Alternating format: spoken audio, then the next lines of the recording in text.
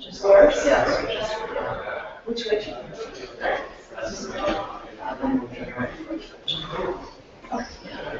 Then you won't see it.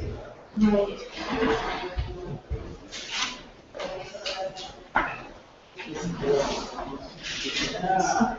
So now you can do it too.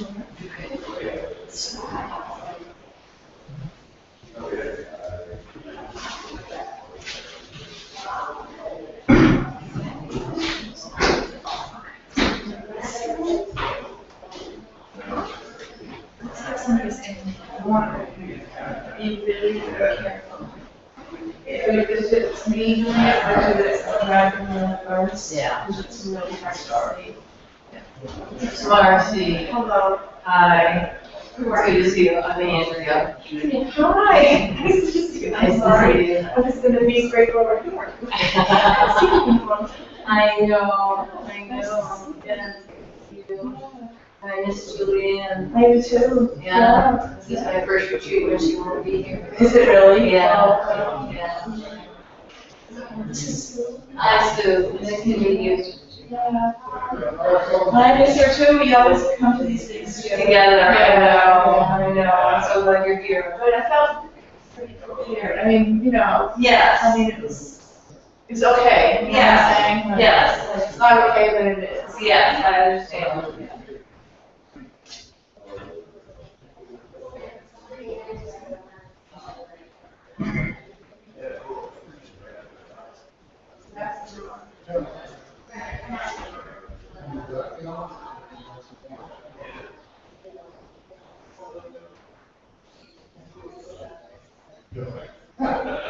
Oh, really? Okay.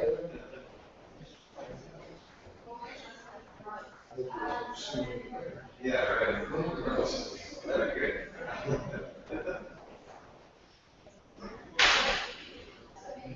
Isn't it?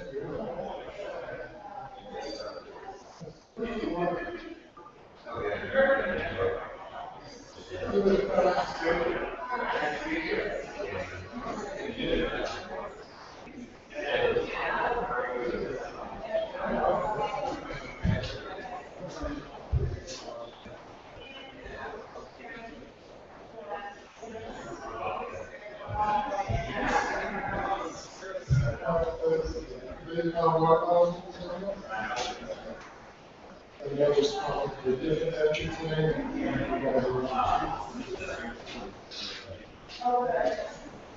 So,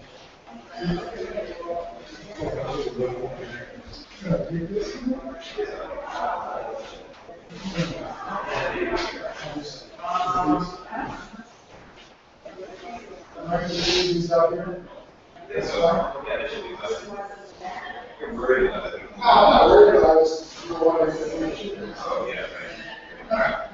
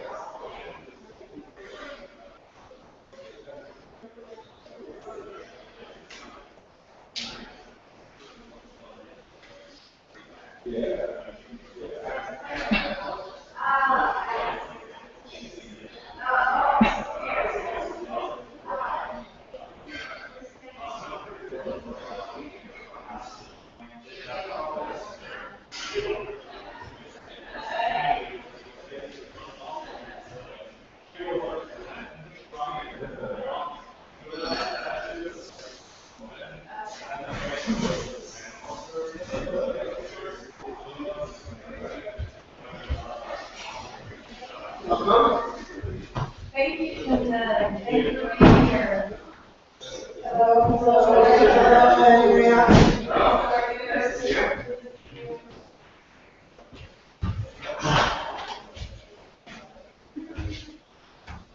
All set? Not of anything. Really good.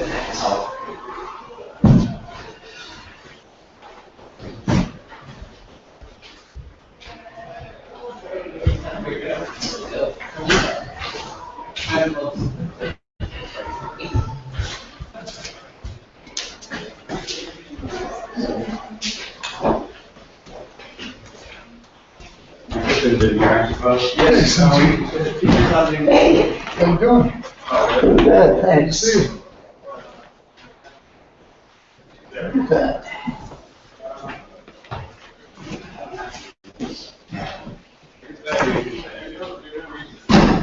It's in there, it's okay. Well, the clock up here says 11:59. That's why we're not late. Tricky.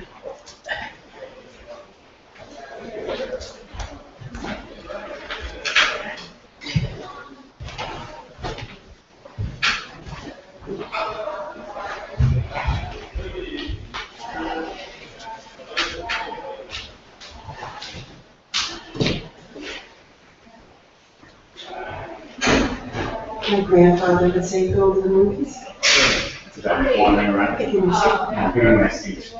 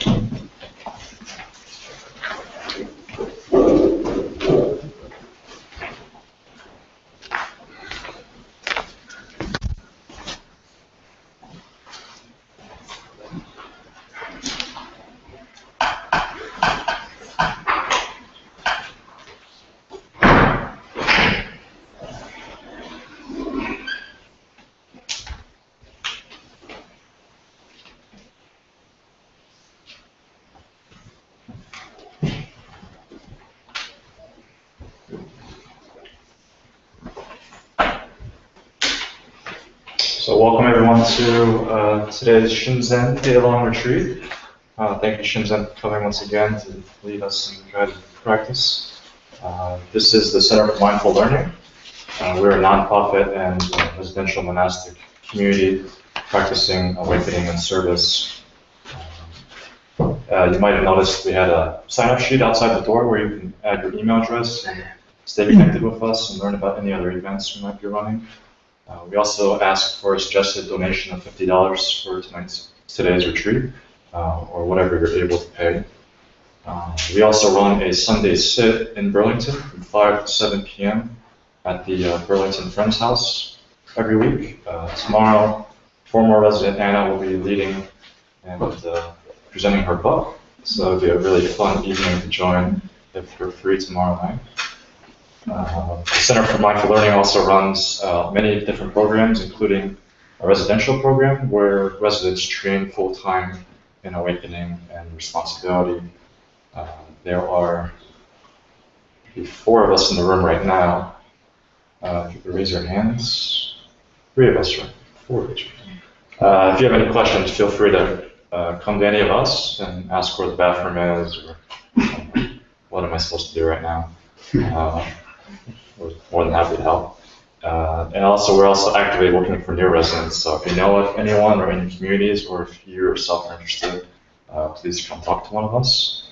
And we also run a mindfulness in schools program where we're also using an online app to help give guided practice to schools and school districts and classrooms. And it's a wonderful program that if anyone's interested in bringing to their school. Or if you yourself are a mindfulness teacher and want to bring your instruction and your teachings to the schools, we have a special program right now to help empower you for that. So you can come to me or any other residents to talk about that. Otherwise, I hope everyone has a great retreat and look forward to very strong and joyful practice. Thank you. Great. Okay, so I would like to welcome each and every one of you.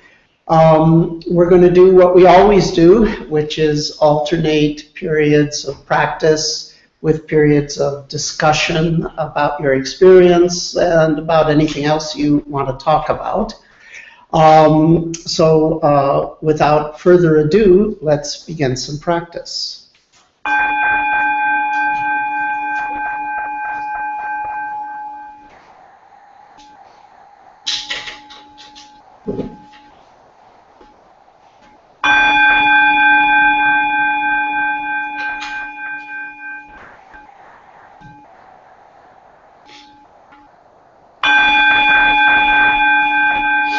Take a moment to stretch up and settle in. The spine is upright through balance and alignment, and the whole body hangs limp and loose from that central pillar.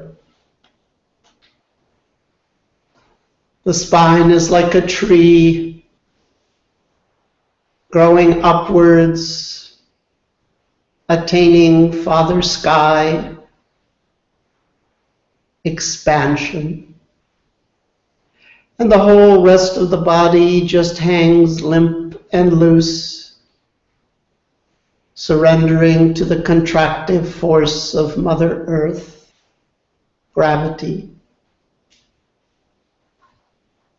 This posture is born in between heaven and earth, in between yang and yin.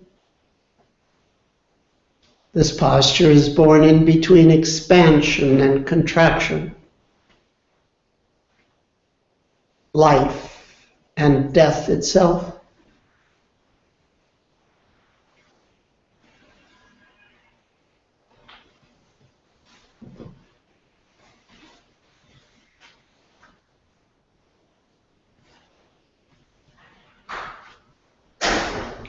There's an approach to practice that has been discovered and rediscovered countless times, east and west. Some people call it choiceless awareness. or open presence.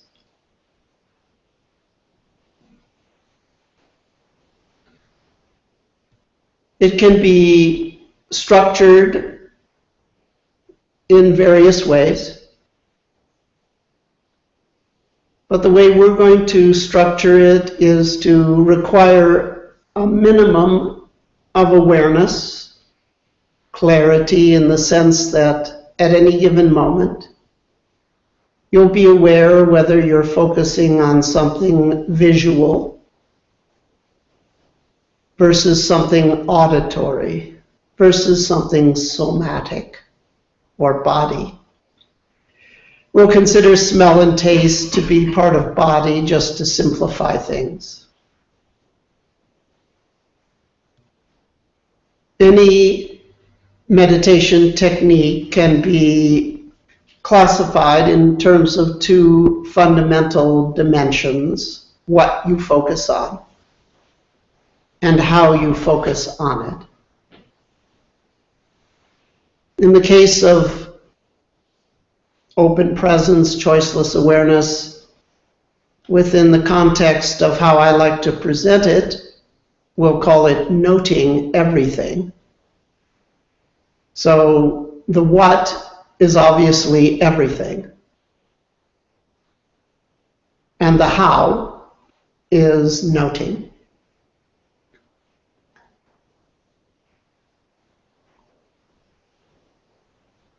A visual experience could be an inner activation, a mental image.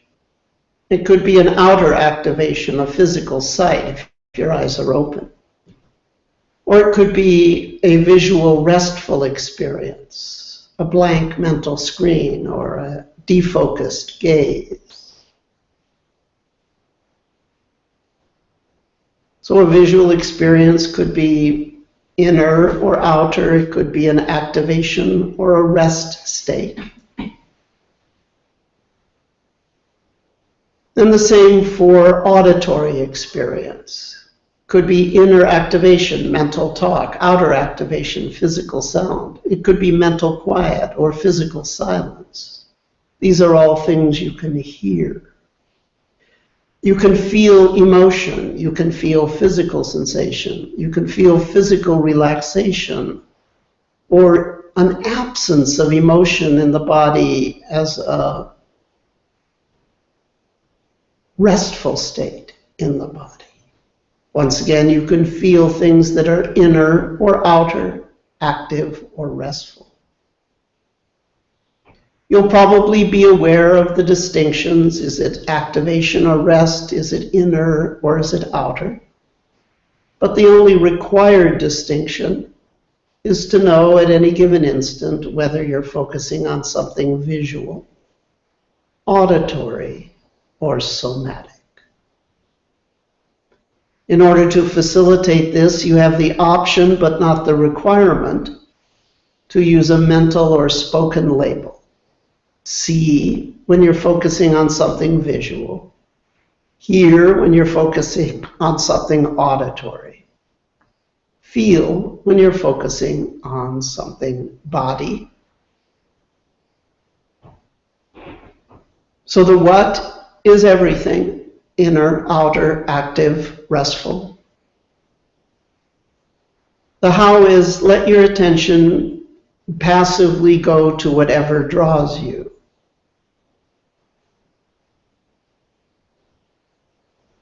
And then briefly, intently, but gently focus on that experience. And if you want to label, you can label it see, hear, or feel. Clearly, you may be drawn to more than one modality at the same time. For starters, just to keep things simple, in that case, just choose one of the three possibilities. Modality means visual versus auditory versus somatic.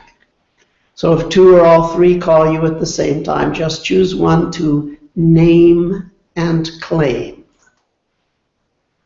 Naming it means you clearly identify this is visual, this is auditory, this is somatic. Claim means that you intently focus on it, perhaps so intently that you become it, you digest it, you internalize it. But if you can't concentrate that intently, then just any degree of tasting, a moment of concentration with that see or hear or feel is sufficient.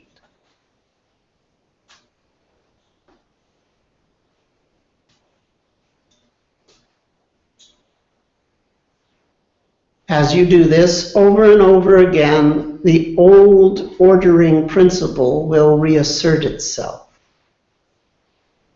The old ordering principle for the body says, get comfortable.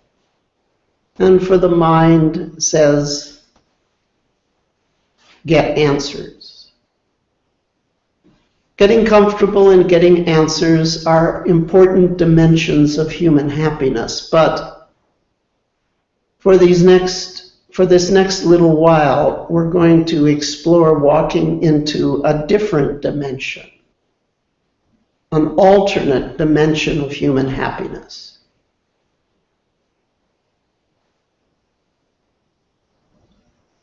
The dimension called find comfort and meaning in the completeness of an experience as opposed to the content of that experience. This is deep.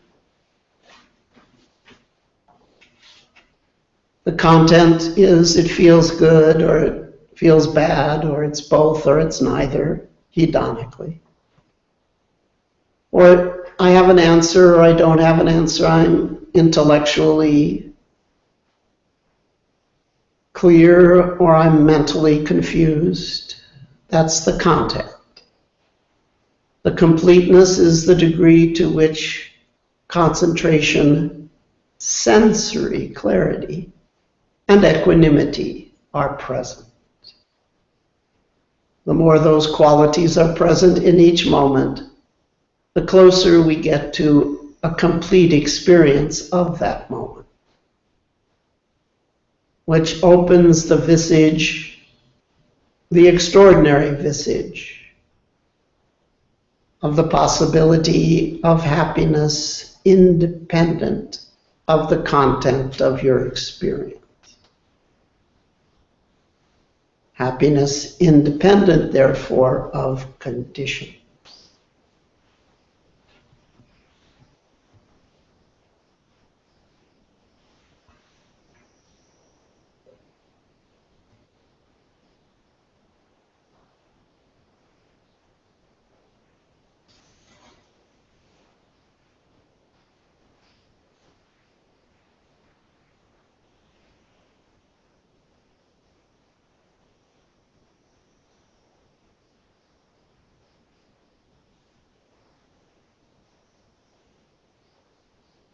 You can do this with your eyes closed, partially open or fully open, and you can switch back and forth.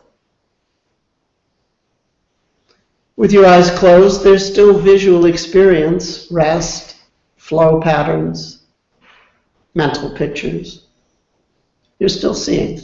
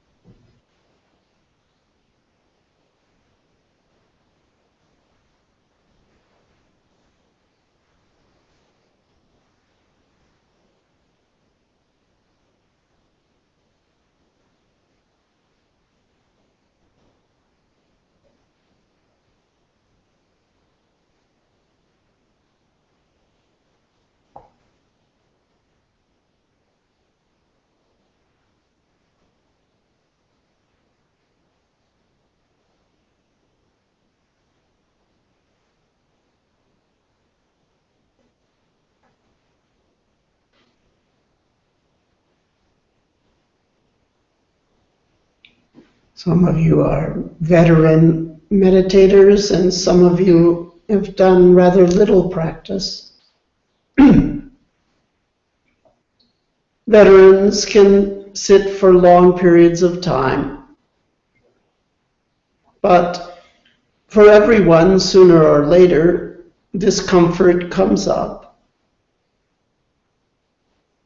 It's perfectly okay to move your posture during a practice period. And if you get sleepy or uncomfortable, you can stand in place. You don't have to wait for the bell to ring that ends the period. So feel free to move as needed. Some of our sits will be a little bit on the long side. Stand in place. If you wish, you settle into the standing posture the same way you settle into the seated. That can be helpful for sleepiness. So you're in control in that regard. However, try to maintain a continuity of focus technique. It's like any other workout. You sort of get fatigued, but you're also getting strong.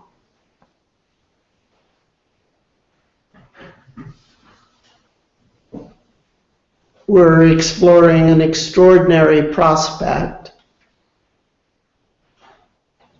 The prospect of happiness independent of conditions. The only way we know a condition exists is through direct external senses or by thinking about that condition. So happiness independent of conditions means happiness independent of sensory content, inner and outer. Sight, sound, thought, emotion.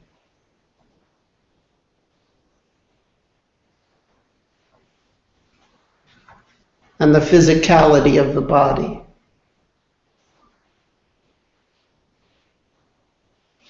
Are the content of the experience. The completeness of an experience is the container, the contour, which is primordially perfect, although it may take some training to notice that.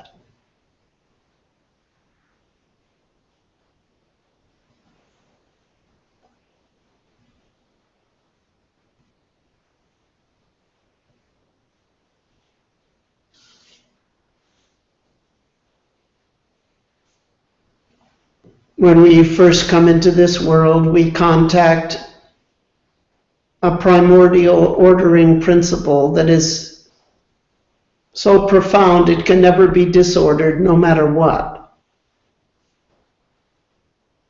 Because it's so simple. It is invulnerable, inviolable.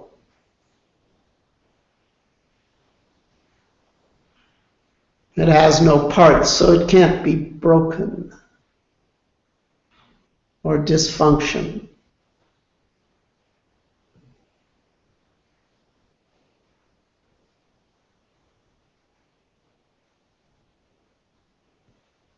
This is true with regards to the big picture, the first few months of life physically, after physical birth. It's also true microscopically. The first few milliseconds.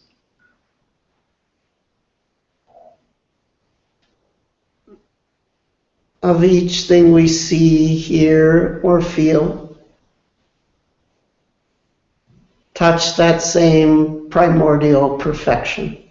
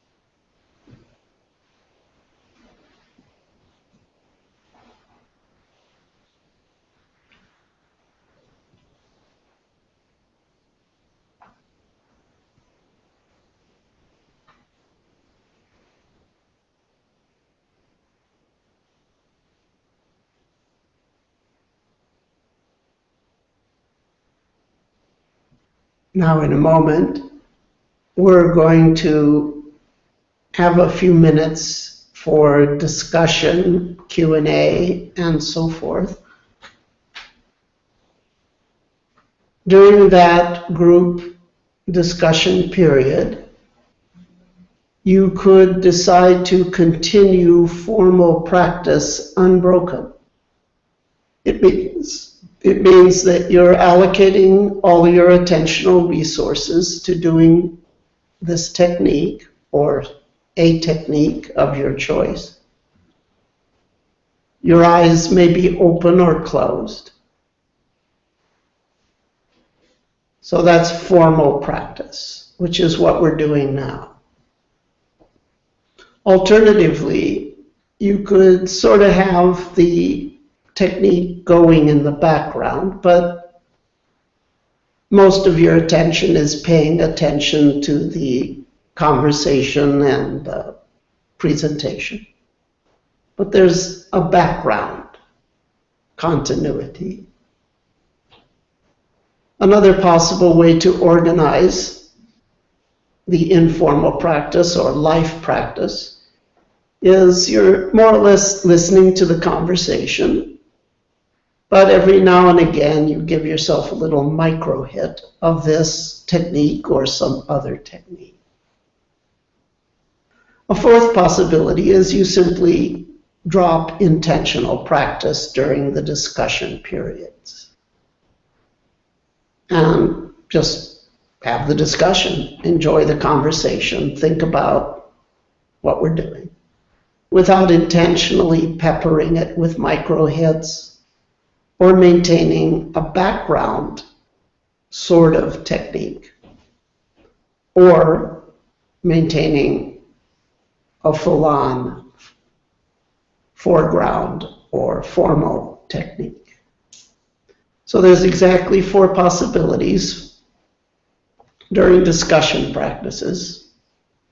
Drop a technique, background it, pepper the discussion with micro hits, or with your eyes open or closed, continue the formal technique. Any of those are just as good as any of the others. It's whatever appeals to you. That means for some of you, this entire period of 6 hours will be unbroken, formal, or informal practice.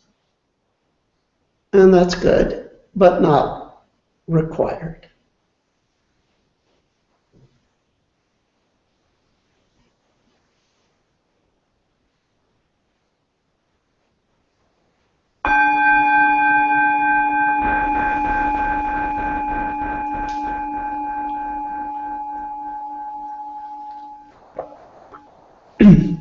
Okay, so with the technique we've been doing, note everything, there are 2 common walls that people hit. I like to analyze the process of meditation in terms of windows and walls. So nature is constantly presenting us with windows of opportunity to freedom, transcendence, and insight. People often don't know how to spot those windows or how to work with them. One of the things we teach you is how to do that. But then walls, we also hit the wall. We also encounter challenges when we practice. Some of those are generic. We're uncomfortable or we're sleepy. We have difficulty focusing. Those are pretty generic walls. Then there are specific walls. Certain techniques have sort of characteristic challenges associated with them. So there's 2 characteristic challenges associated with this note everything. The first is only present at the beginning, but can be significant. The first challenge is, quote, I can't go deep, because I'm constantly having to think about the process of what I'm doing. I'm thinking about thinking about thinking. I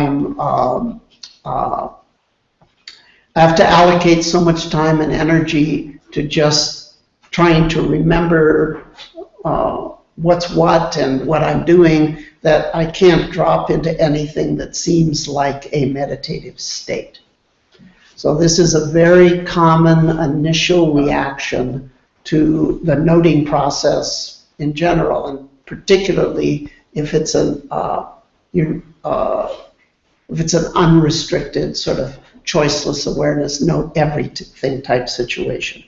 I understand that challenge very well because I experienced that intensely when I began to do the noting practice. It was like, this doesn't feel like meditation. Prior to that, I had done simpler, more concentrated practices like breath, mantra, and so forth. And with those kinds of practices, it's relatively easy to, quote, go deep or have something that seems like a meditative experience fairly soon. But when I was attempting to note everything and keep track of everything, it's like, whoa, there's like so much going on, and I'm constantly just sort of agitated, and it's effortful, and I'm having to just think about doing this, and I can't go deep, and it doesn't seem like I'm meditating. So I mention this because if you haven't done much of this kind of thing, you may have that initial reaction. Or when you teach people this, if they haven't done any kind of meditation, or they've mostly done simple concentrative practices like breath, mantra, visualization, and so forth, it's like, well, this doesn't feel like meditation. I'm just thinking about things and trying to keep track of stuff. So what I can tell you is that that goes away with time. It's like I can still remember when I first learned how to drive a car. I had to learn on an Opel, an old Opel with a stick shift. And I'm not the most coordinated guy to begin with, okay? And so it's like, my girlfriend took me to this abandoned parking lot, right? And it's like, okay, now I'm going to teach you how to drive. She's going to teach me how to drive. And it's like, there was like so much to think about. It's like, well, I have to look at that mirror, I have to look at that mirror, I have to look at that mirror, I have to look out the front, I have to turn to the left, I have to turn to the right, I have to listen to the ambient sounds. I have to be aware of my speed.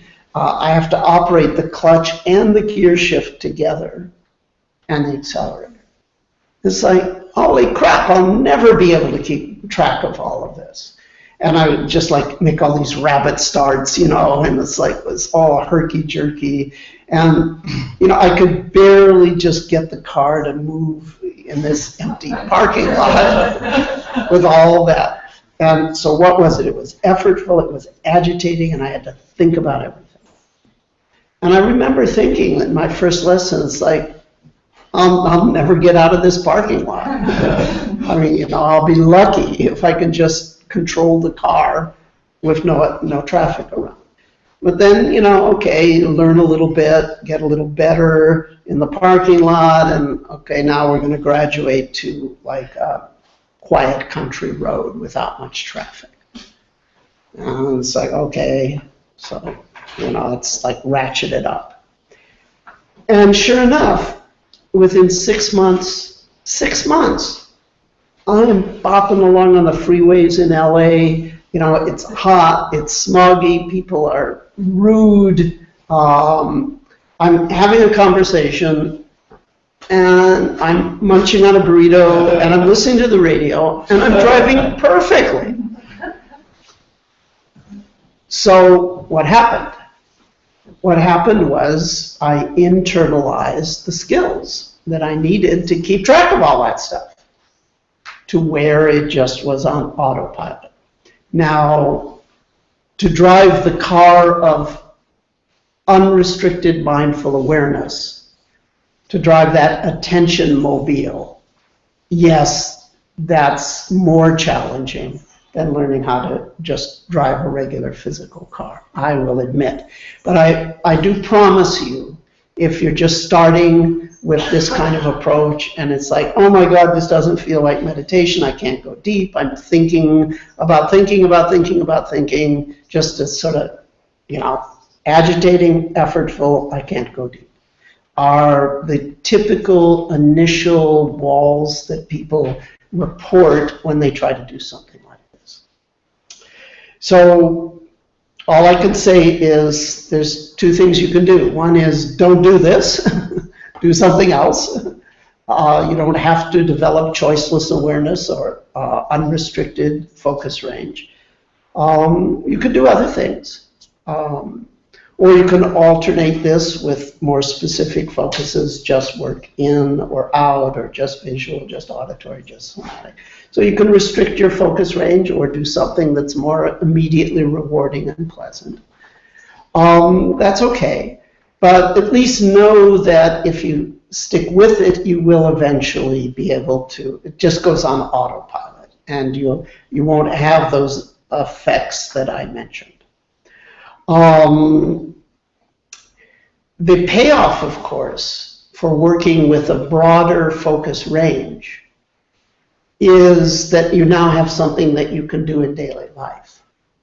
If you just know how to focus on the breath, you can't really do a formal meditation technique while driving your car, because it is unsafe to put all your attention on your breath, or even a lot of attention on your breath.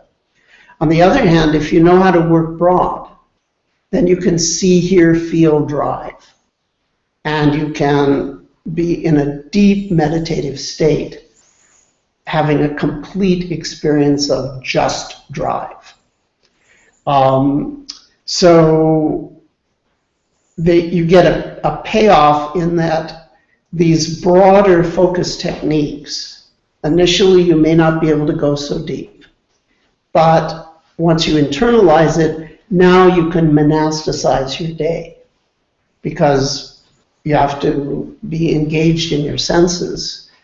And if you know how to work broadly in your senses, then you can implement background or formal techniques while you're doing things like puttering around the house, or you're having a conversation with someone and you're getting all reactive. If you only know how to do the breath, then you're going to have to say, hey, time out, I need to go cool out for a while. But if you know how to track inner, see, hear, feel, you could be doing a profound meditation while you're having that interaction with that other person. So that's my little sort of motivational speech to try to encourage those of you that may be saying, this doesn't feel like meditation, it's just too agitating and effortful. That it does improve with time, and there is a payoff.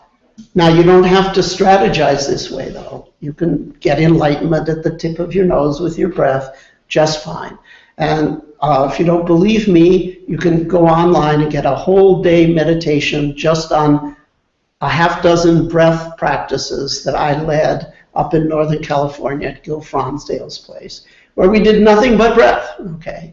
So I'm not denigrating that practice at all. I'm just saying the broader, that there's payoffs and challenges associated with anything. So one of the typical walls associated with a note everything situation is what I just said, and what you just heard is what I have to say about how to sort of think about that wall. The second wall that people report is there's too much happening at once. It's overwhelming. Now, there's some things you can do if you get that sense that there's too much happening at once. One is that you could restrict your focus range. You could say, okay, for the next 10 minutes, I'm just going to work with visual. Then I'm just going to work with auditory. Then I'm just going to work with body. And then I'll go back to working with the whole. So you work a little bit with the parts to get some momentum, and then you work with the whole. That's a possible, that may help if you're having the problem of too much is happening all at once. There's several other things that may help. You can re-note. So note means to acknowledge that a sensory category is present and then to briefly focus on that sensory event, unless it vanishes instantly, in which case there's no time to briefly focus on it. But assuming it doesn't instantly vanish, to note means that you acknowledge and then focus on it for a moment. That can be accompanied with a label, and we're using the modality label, see, hear, feel. So to re-note means that you say that if I note a specific event once, I'm going to note it again for a set number of times, unless it vanishes. So if you double note everything, then you would like hear, hear, feel, feel. And each one of those represents an acknowledging and then an intentional kanika samadhi, or moment of high concentration with that event. Renoting, you can double note, you can triple note, you can quad note, you can note every single event 4 times, you come back to the same thing 4 times unless it vanishes. Renoting will tend to slow things down and tend to make it have less overwhelm. Now, of course, when you're renoting a certain event, other events may be occurring, and you just ignore those. You don't drive yourself crazy like flailing around. It's like, I'm going to be with this, and again, and again. If it's quad note, okay, so now I completed my quota with that, I'm either going to stay with it or let myself be pulled elsewhere. And it doesn't matter as you're renoting if other things are going on, because you're just trying to have a moment of quality experience with that particular event, and that moment is then repeated. So renoting is an option within the noting mechanism, the noting apparatus. If you're overwhelmed, too much is happening too quickly, you can try the renoting option. Another option is to use inclusive noting. So you'll recall that when I set up the note everything technique that we just did, I said if 2 or 3 modalities call you at the same time, just choose one to name and claim. Name means that you clearly acknowledge, perhaps with a label. Claim means you have a moment of concentration. A moment of high concentration eventually becomes a moment of merging, which means that you fully digest that experience, whether it's an inner or outer experience.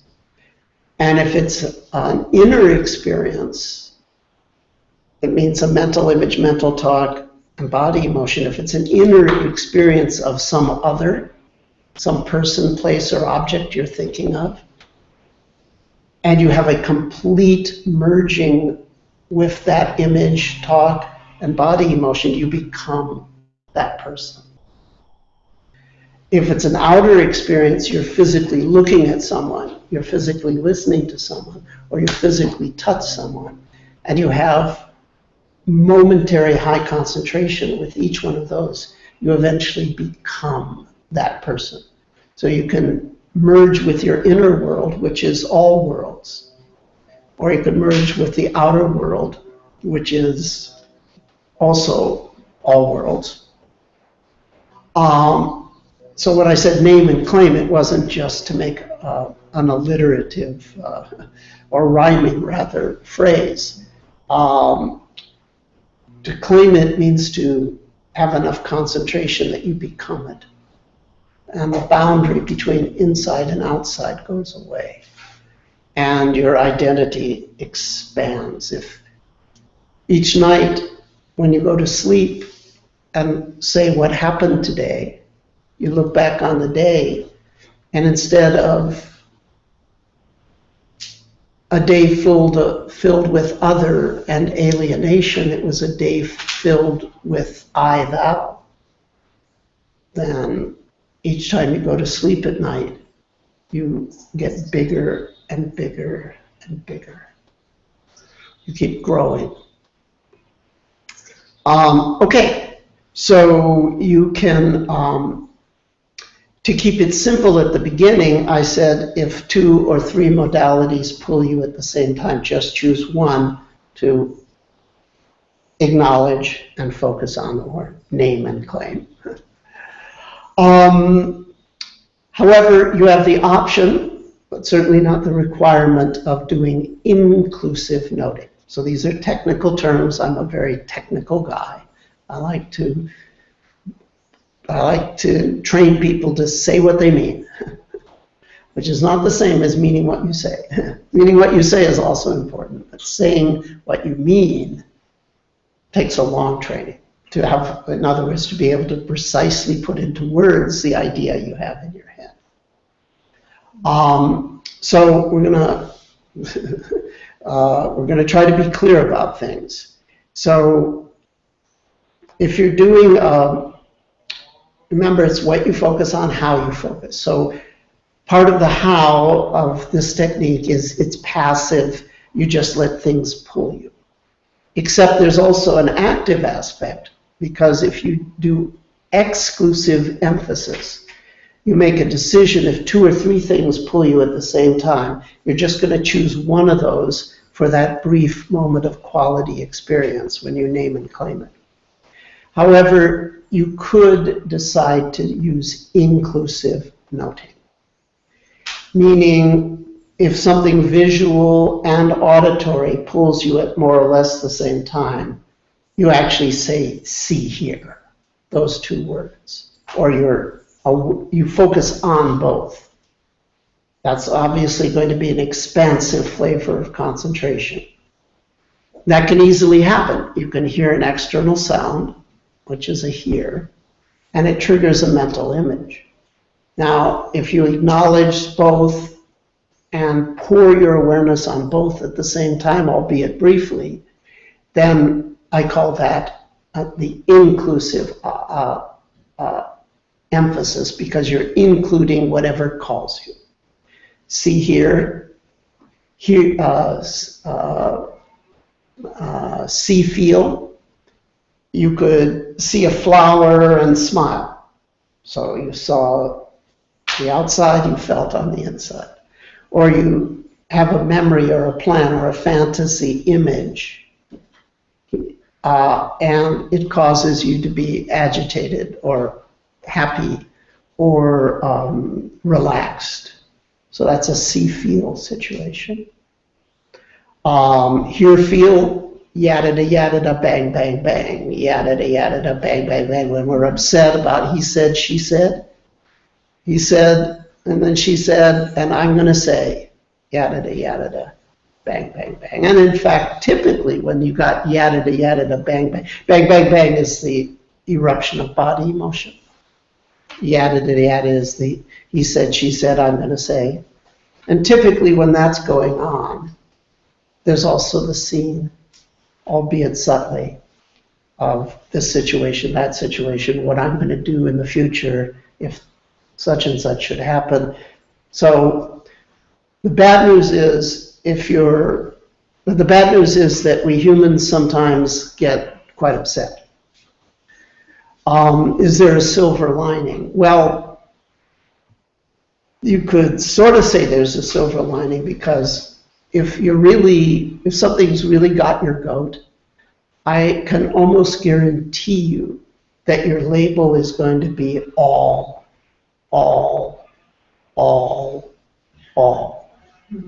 You'll have the visual, you'll have the auditory, and you'll have the body emotion all at once. So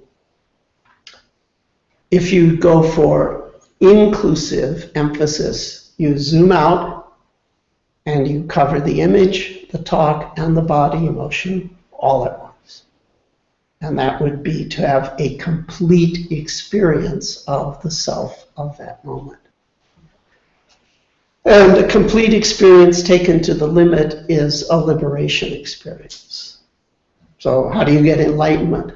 Well, there's a lot of ways to talk about that.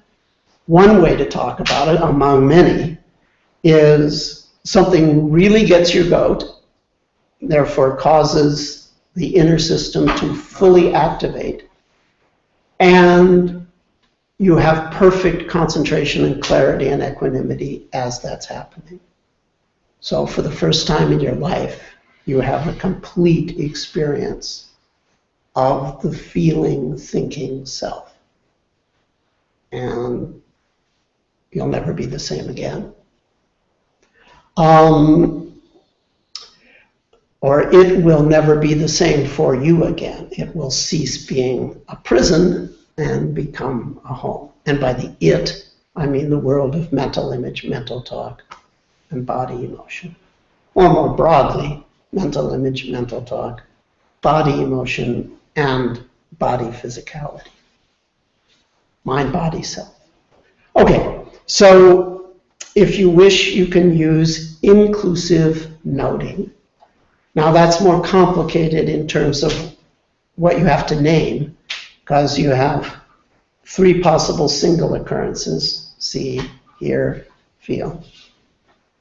See, hear, feel. 3 possible paired occurrences: see, hear, see, feel, hear, feel. Here, how can I do it? Hear, feel. Goes out here, down here. All. You got see, you got the hear, feel, all at the same time. See, hear, feel. So 3 possible single occurrences, 3 possible paired occurrences, and 2 extremes: all and none. None means that the tug of the inner and outer senses goes away. You could also, inner and outer senses goes away, the tug goes away. That does happen. It happens to everyone. They don't notice it typically. But everyone's day is peppered with subtle, fleeting cracks in the cosmic egg, where the time-space continuum is broken. And that which is beyond time and space, some people call it the true self or God, shines through, so to speak. It happens when the tug of the senses spontaneously goes away. There's a moment of shalom b'moromav, the peace of God's own heaven. The poet T.S. Eliot talked about the still point, at the still point of the turning world. Neither movement from nor towards. You're not pulled in, you're not pulled out. That does happen. That's your 8th possibility. So 8 labels is a lot more than 3 labels. However, it's not that much. Tracking 8 possible states only requires 3 binary digits, 3 bits of information. It's just that this is information that we're not used to processing.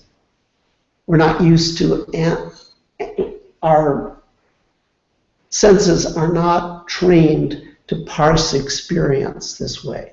They have the experience, but they're not trained to track it this way. But if you go for inclusive noting, and you're using 8 labels, you're only tracking 3 bits of information. Now, 8 bits of 3 bits of information is a byte, right? That's correct, right? Computer, it's called BYT. 8 bits. 8 bits is a byte, is that correct? Okay. 8 bits is a byte. And how many bytes of information come if you have broadband per second? That's called baud rate, right? A lot. Kilobytes, megabytes. How many bits of information can a human consciously track or process? Well, no one knows for sure, but the McGraw-Hill Encyclopedia of Science and Technology says about 50 bits. So all you need to track the 8 possibilities that I just said, all you need is 3 bits. And when you drive the car, you're tracking 50 bits. Okay? But driving the car is something everyone learns how to do. Keeping track of see, hear, feel combinations is something almost no one learns how to do. So it's the amount of information that you're actually being asked to process is tiny. It's just unfamiliar information. It's not information that people pick up or are told about. But every instant of experience that you have, other than dreamless sleep, from this moment to the moment that you die, will occur in exactly one of 8 basic sensory states. So with a little bit of practice, you can learn how to be on autopilot, clear about that. And if you can be clear about it, you can unblock it. And if you can unblock it and be clear about it, you can complete it.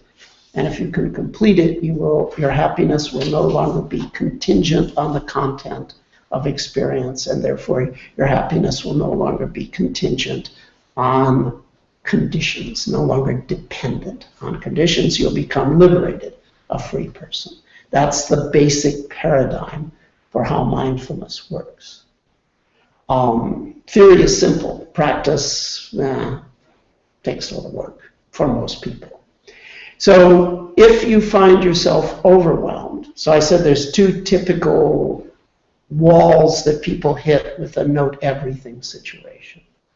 One is, it's like, this isn't meditation, this is just trying to think about shit.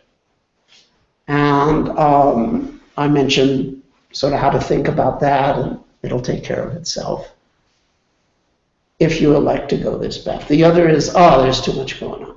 Well, if there's too much going on, you can either work with parts, just see, just hear, just feel for a while. Or you can renote things so you stay with one thing more for a while. That reduces the suffering, the overwhelm. Or you can go inclusive with your labeling and noting. And it's like, okay, if there's a lot going on, then there's a lot going on. See, hear, see, feel. Maybe you're saying all. Maybe it's all the time. Okay? That's okay. You just zoom out, cover it, soak into it, give it permission to dance its dance.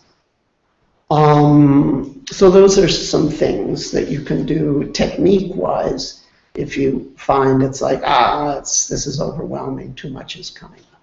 Once again, work with just one sensory system, renote that keeps you with a given event longer, or go for inclusive noting. So you actually sort of like embrace the expansion. And that's half of liberation, embracing the expansion. The other half is embracing the contraction. For example, let's say that you had severe pain. Well, if that was all, then your physical body would, so the body experience, the physicality of the body would expand. It would become intense, and it would fill all of time and space. Now,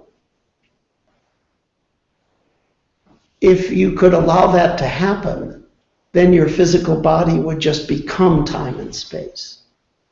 And the pain issue would no longer be an issue. But unfortunately, it's not so easy to just let that happen.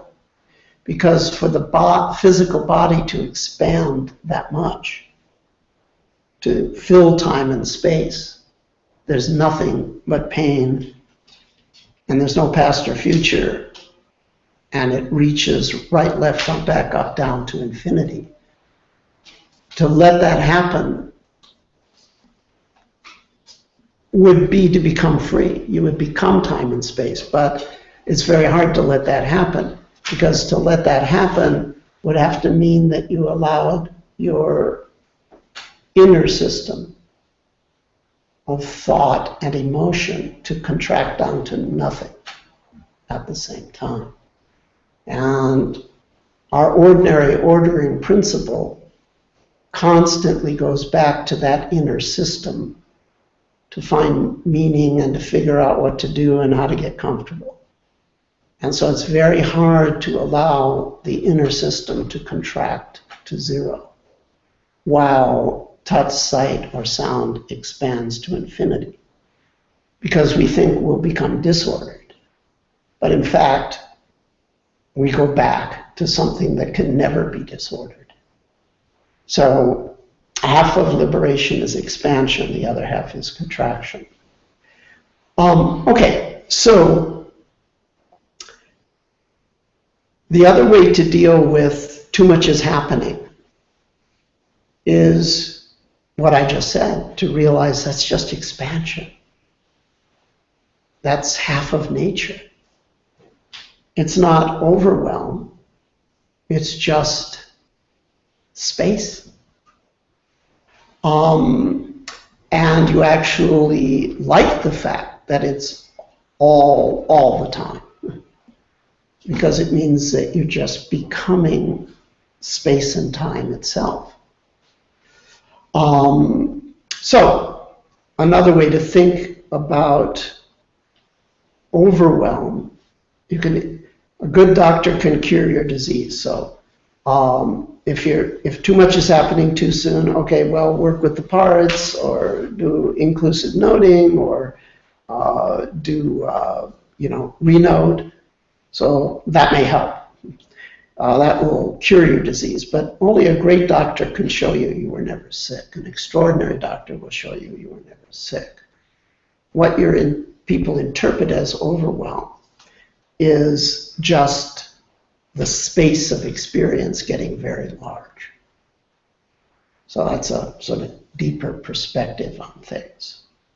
Okay.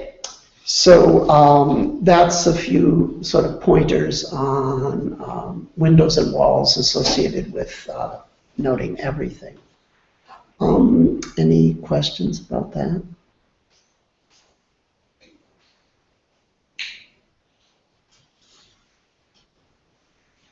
You good for now? Okay, let's do just a bit more.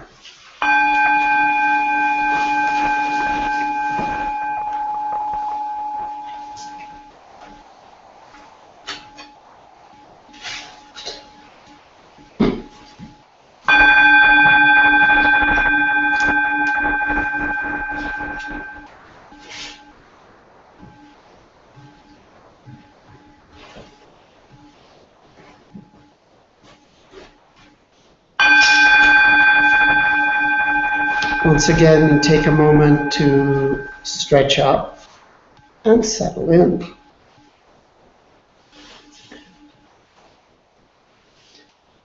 And once again, you can practice with your eyes fully open, partially open, closed.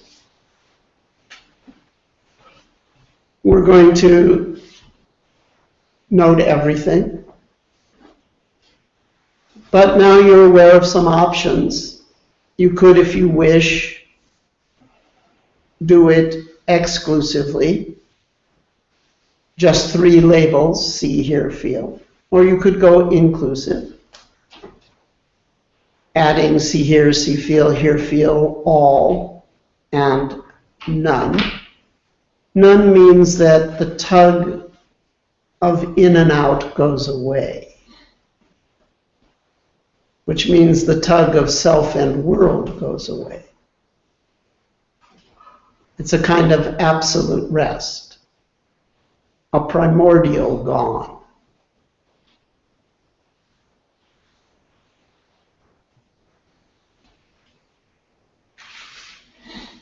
You also have the option to re-note, double note, triple note, quad note, maybe note till gone. Stay with a given event until all or part disappears.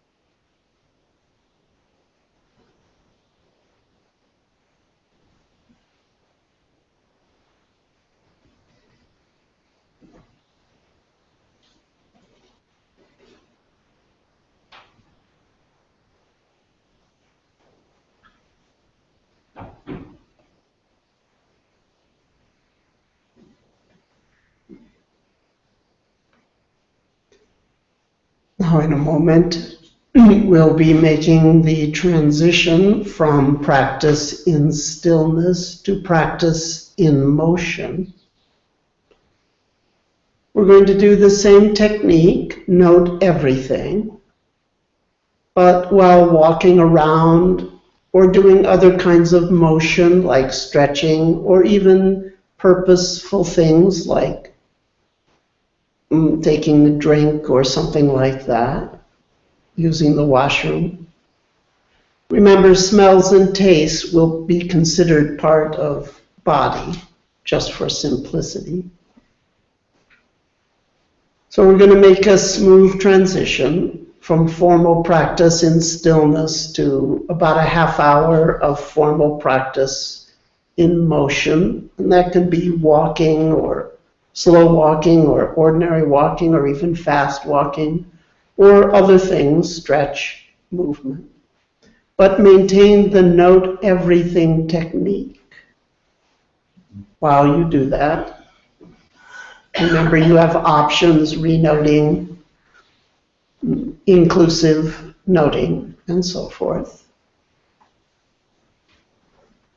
And then when you hear the bell in about a half an hour, come back and make a seamless transition back to practice in stillness, the seated or standing practice.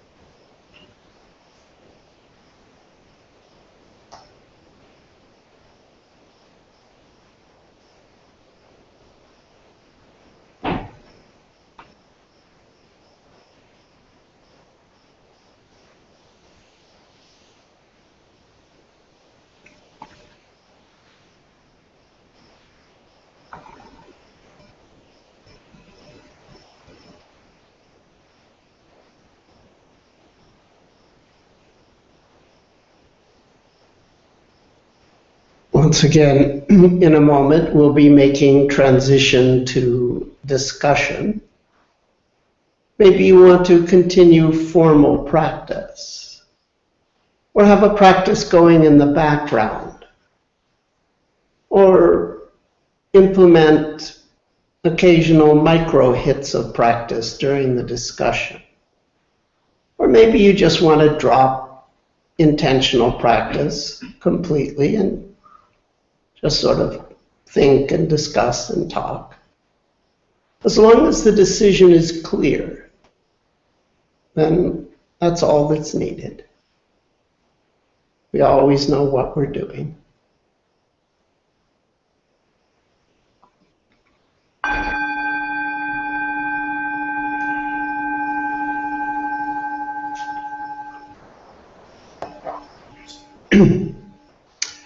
Okay, so some of you know that one of my hobbies is mathematics.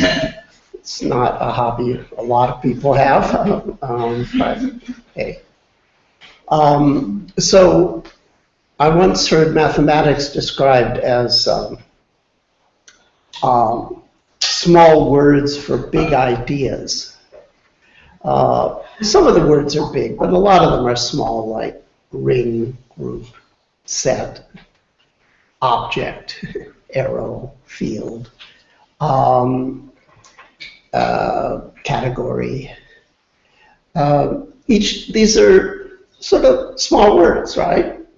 But every one of them in the field of mathematics represents an enormous idea. Enormous idea. That may take someone years to really appreciate how broad and deep the idea is behind some of those small, ordinary words that I just gave you.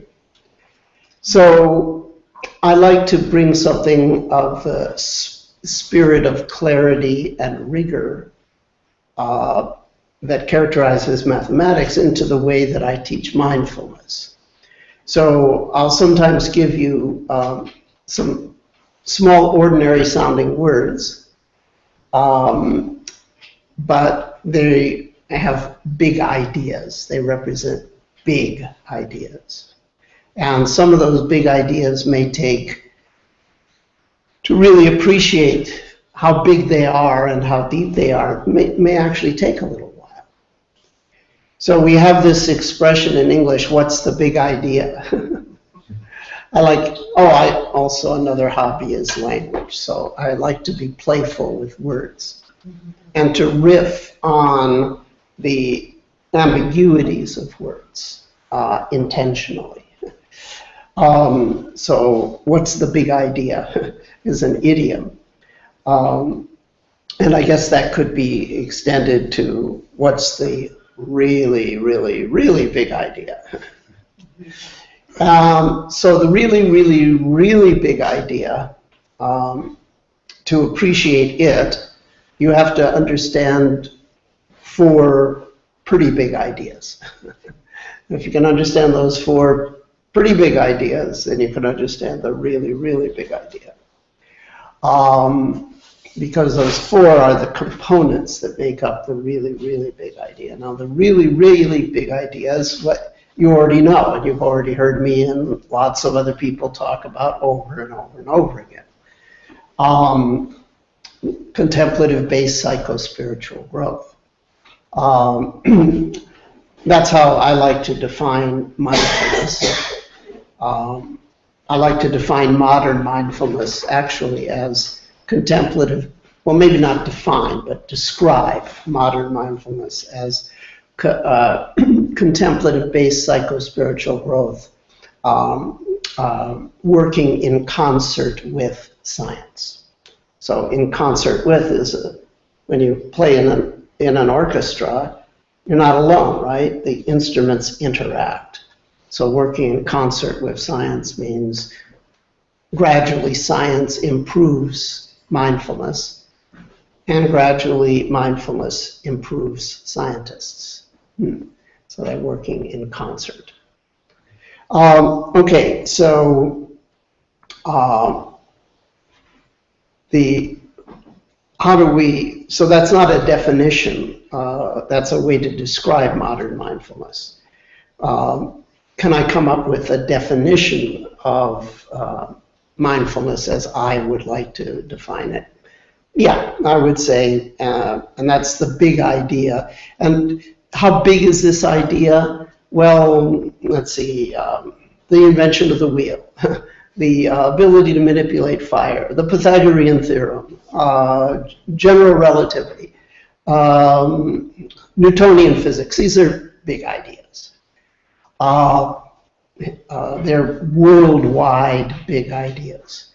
So I think that the really big idea is of that category. The really big idea is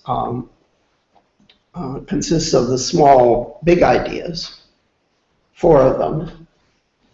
Develop a certain set of attention skills that will allow you to optimize human happiness.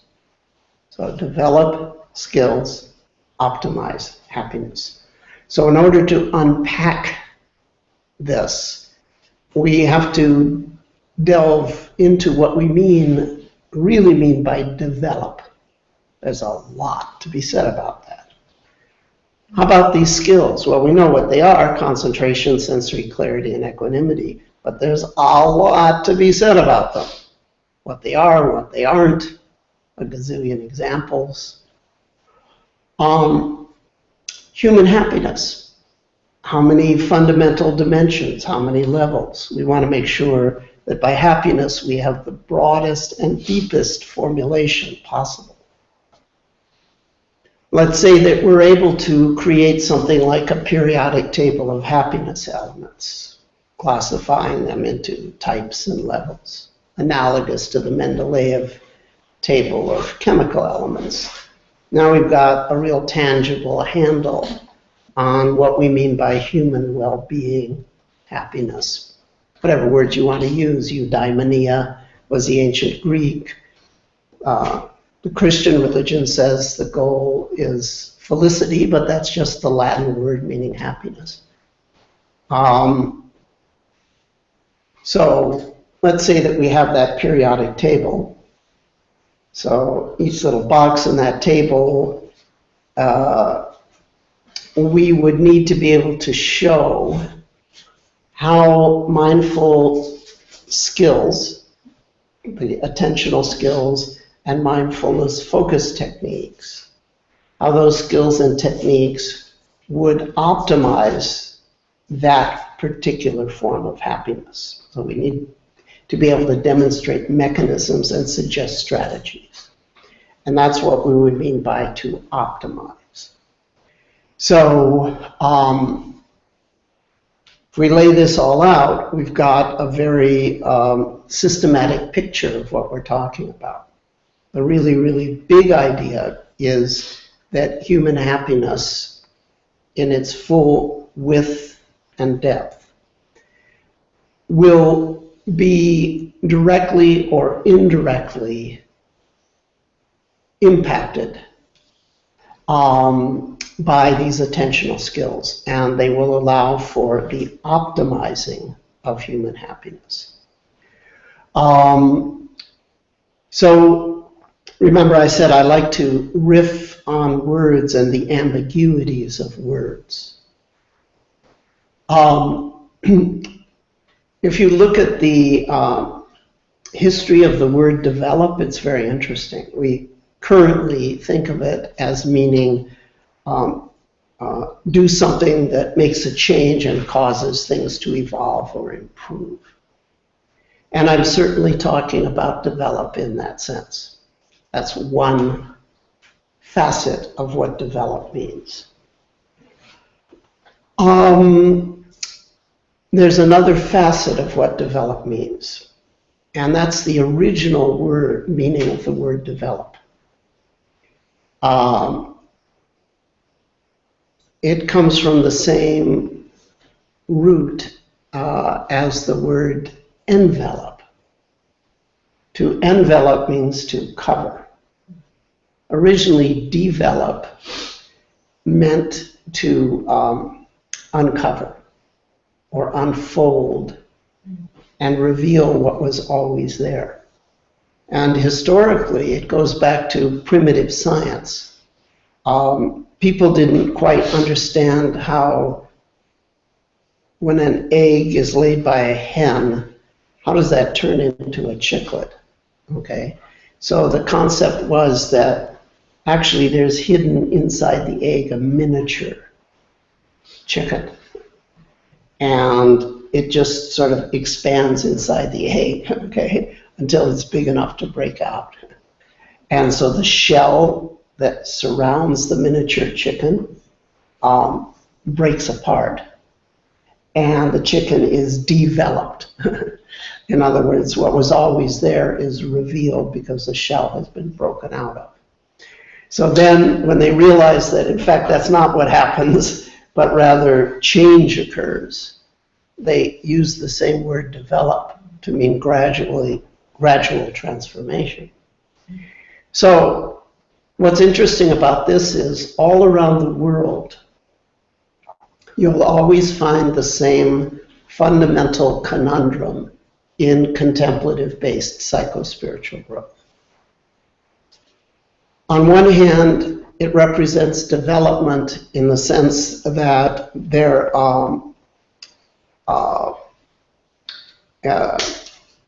improvement is made through systematic training.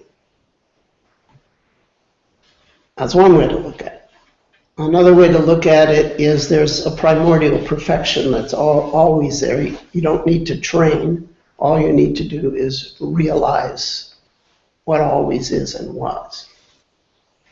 And the history of world contemplative practice waffles back and forth between these two paradigms. Some teachers talking about the noble search, the noble quest. There's 1,750 koans. Each one of them represents a new level of realization, and you have to pass all 1,750 before you can be a Roshi. Hashigodan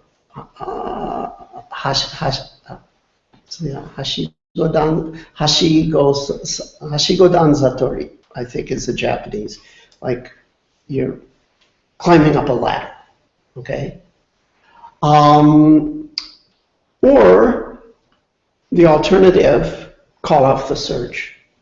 The very striving to get someplace prevents you from seeing you were already there. And there's just no way around this. But we don't have to have a way around this paradox. We don't have to have a way around the paradox. We can use the paradox to our advantage. We can learn. We can train in certain ways to make cultivated improvements. But we can also, as the result of that training, be able to see nothing needs to be improved.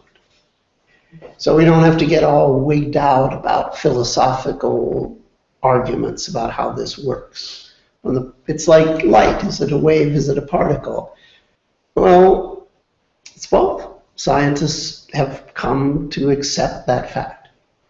And is enlightenment something you cultivate, or is it something that you don't cultivate? Well, let's learn to embrace the fact that it's both, and we can use that to our advantage.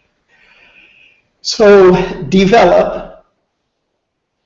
Remember I said this really big idea is made up of 4 big ideas. Develop is a big idea. Already I've given you something that people have tripped over and tripped out on for centuries, arguing back and forth about how you go about this. Well, let me also, so what I just gave you was a sort of deep view of what develop is.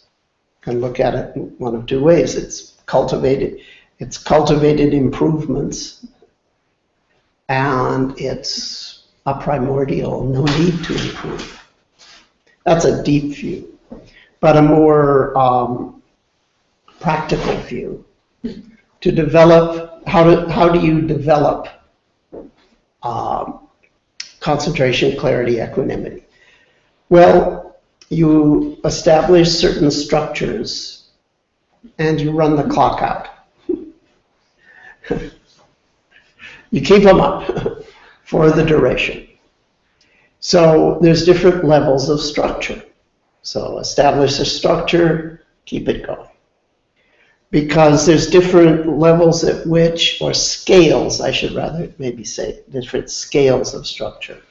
Because there's different scales at which we want to have a mindfulness revolution.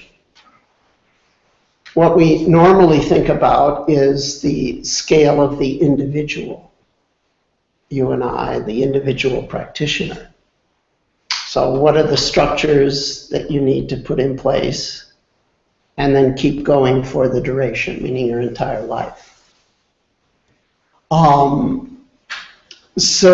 But there's other sizes of structure. What are the structures that a small institution has to put in place in order for the whole institution to become a mindful culture? How about something larger, a larger human institution, an entire profession, or a whole city? What are the structures that need to be in place and maintained for something of that scale to experience a mindfulness revolution? How about the whole world? Well, I'm not going to get into all of this. I just wanted to say that for the individual, since that's more practical, what you need structurally is at least one technique. There are hundreds. All you need is at least one, and it can be the technique of no technique, the technique that's called call off the search. However, that is a technique. It's done in a certain way. But you need at least one technique. Now, typically, although teachers might not speak this way, even one technique itself has a certain internal structure. Because we'll say, okay, do this technique, but if you encounter this difficulty, try this option or this option. On the other hand, if this cool thing happens, it means this, and you can modify the technique this way to optimize that, etc., etc. So I tend to see any technique as having its own internal structure. And basically, I think of it in terms of windows and walls. What's optimal to do when you're doing this technique and you run into this problem? What's optimal to do when you're doing this technique and this cool thing happens?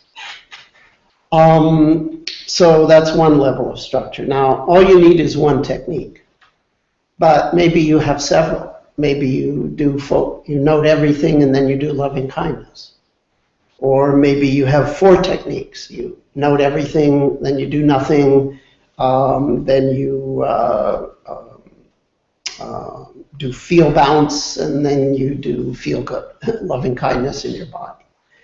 So if you have more than one technique, then you have to have some sense of how to structure those. Am I going to make them into a sequence? Am I going to just sort of freely choose and move around within them? Am I going to do one for a month and then another one for a month? It's all good, because they all develop the same core skills. But it's like, how do I sort of organize my practice in terms of if I have more than one focus procedure? And don't have to make a big deal out of it. It's, they all develop the same skills, so it doesn't really matter all that much. But you want to be clear about that, what you're doing. Then you need to establish cycles. Little bit of formal practice most days. That's a cycle because you do it day after day. Little bit of informal practice, micro hits, background practice, as you're bopping around in the world during the day, each day. Formal practice can be in stillness, it can be in motion. I recommend you try a little of both each day. Then there's periodic retreats, like what we're doing here. But it doesn't have to be residential. You can do it on your own. In fact, self-retreat is a venerable tradition. People go off by themselves. People that use my programs with regularity will sometimes go off for a day or a weekend, and they'll email me, and I'll be available by phone. So I'm personally guiding them during their self-retreat. I don't spend a lot of time with them. They're mostly practicing. So I get the pleasure of helping them along without it being too labor-intensive on my part. I love doing that. So that's a self-retreat situation. If you can't get away, from your family or other things, you just do a retreat on your own. And then there's, of course, the shared group retreats. And then, so that's a sort of year-to-year, season-to-season cycle. And then, once again, year-to-year or season-to-season, you want to have your annual physical checkup with your primary care physician. Follow my metaphor. Your primary care physician, you should have at least one primary care physician. It doesn't have to be one, you can have many. There should be at least one person that you're connected with that is a professional guide, meaning that they have a track record in facilitating all types and levels of happiness through this practice, including the deepest levels, which are traditionally called enlightenment or stream entry.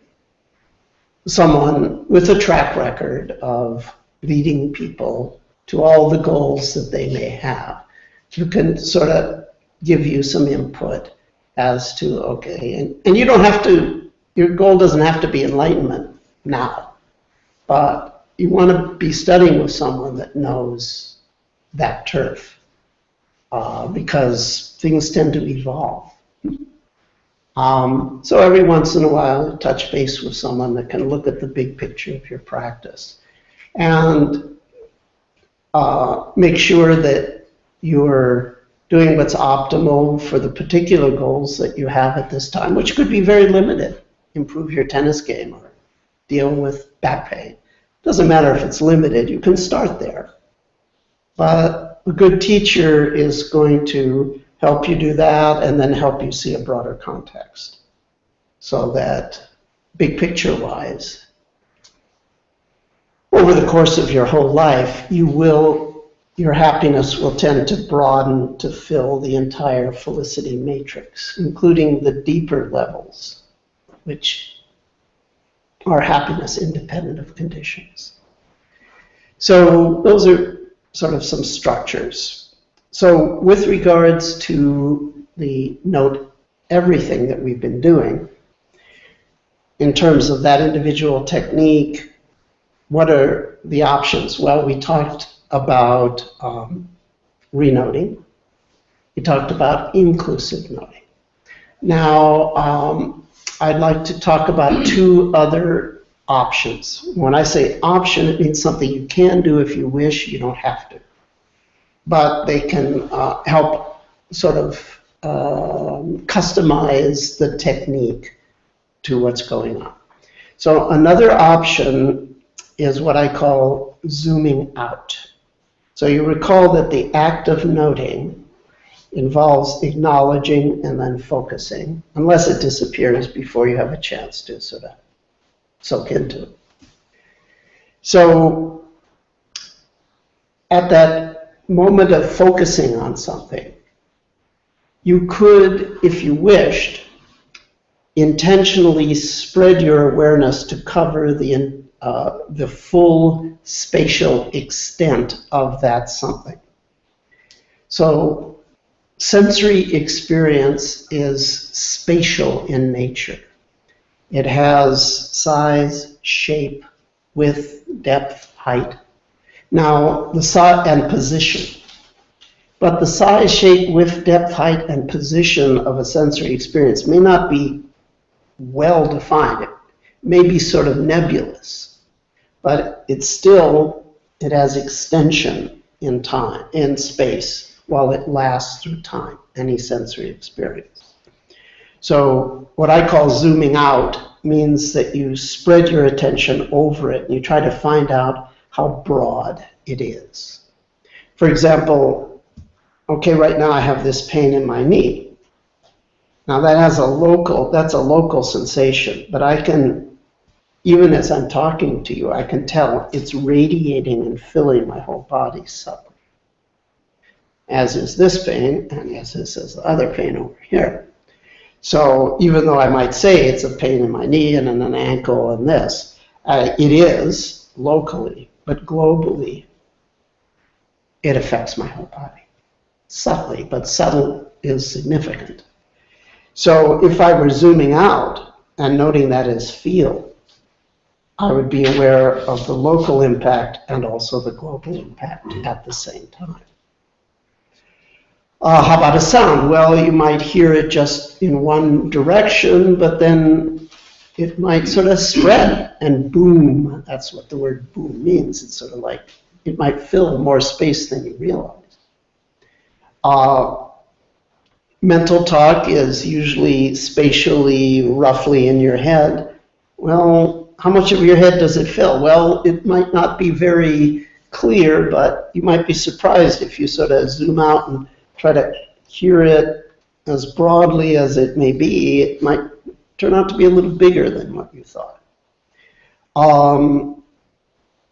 Mental images, well, you have memory, plan, fantasy here, but subtly, with your eyes closed, you have images of your surroundings, you have the image of your own appearance. So when you're pulled to visual thinking, you could zoom out and cover all the visual thoughts that you're having in that moment. Or if it's just one image of a person, say, you could cover it with awareness like that. And obviously, emotional sensation works the same way. Sights, okay, let's see, bell, camera, buffer, Zabaton, whole room, okay? I'm noting the locations that I'm being pulled towards in external sight space. But as I was doing that, I was, like I'm looking at the camera now, but it's like camera, but I'm spreading my attention over the entire camera, the tripod, the lens, the whole thing, camera. And I'm sort of covering it with awareness. And I'm eating it up with my eye, internalizing its essence. So the option to intentionally spread your awareness over a sensory event in the moment when you're noticing it is an option. Let's call it zooming out. Now, as you note an event, it's not uncommon that it immediately disappears. Or as you're renoting it, it eventually disappears. Or if you were to zoom out and try to cover its full spatial extent, you might discover that it sort of collapses in one of those 6 directions. Any abrupt subsiding we'll call gone. That's contraction. You have the option, but not the requirement to explicitly note vanishings. The label, if you're labeling, would be gone. So now, that whole riff about structure, the reason I went into that is, you can see even with this one technique, there's actually quite a bit of structure in terms of user adjustable parameters. You're the user. This is a piece of exercise equipment. You use a piece of exercise equipment, it creates flexibility, strength, and endurance. Use this piece of exercise equipment, it will create concentration, clarity, and equanimity.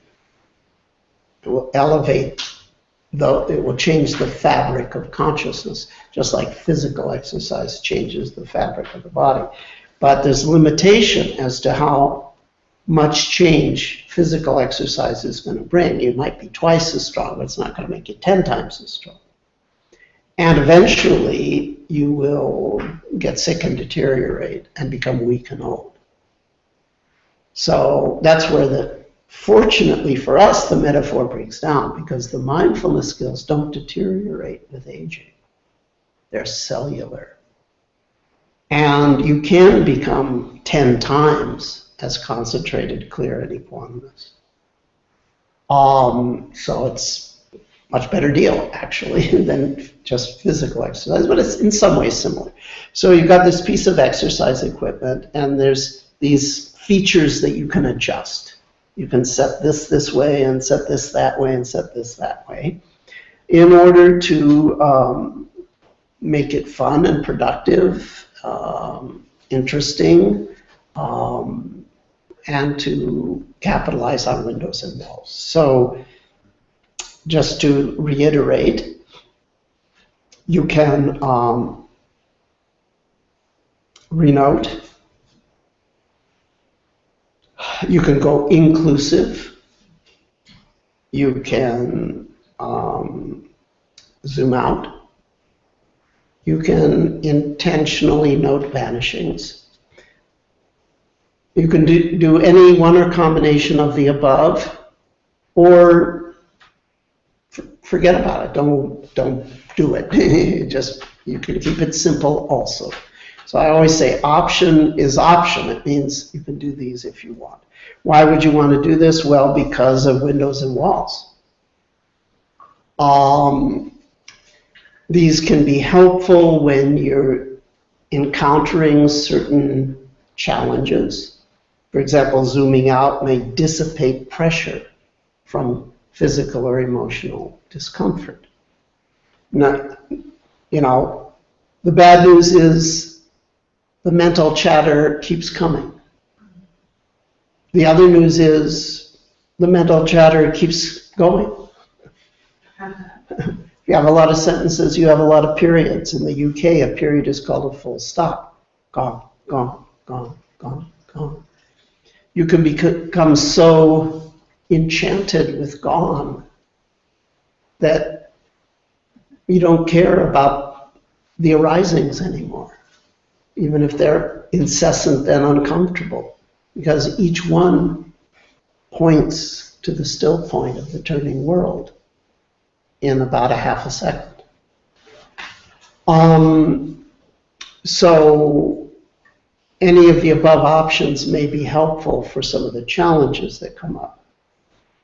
It is also true that the above options, all of them, tend to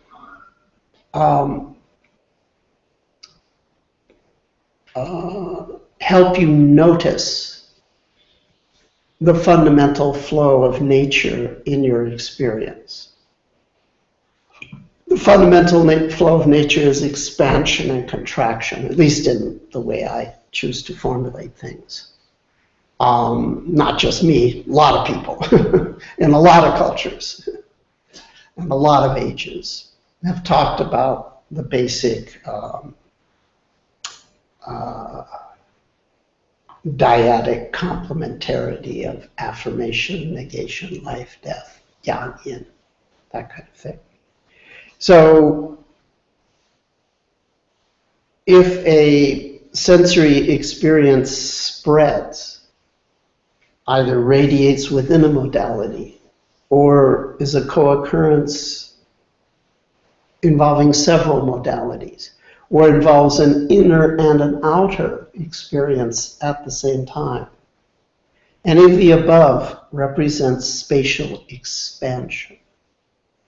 But if you renote or zoom out, or go inclusive or note gone, That's going to also allow you to see the constant passings of things.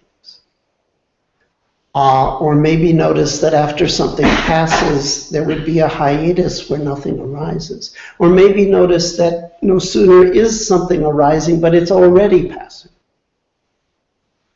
So contraction could mean things pass after they arise. Or contraction could mean they're passing as they're arising. Or contraction could mean they don't arise. Expansion means it radiated within a modality, or it crossed modalities, or it crossed the inner versus outer polarity, or some combination thereof.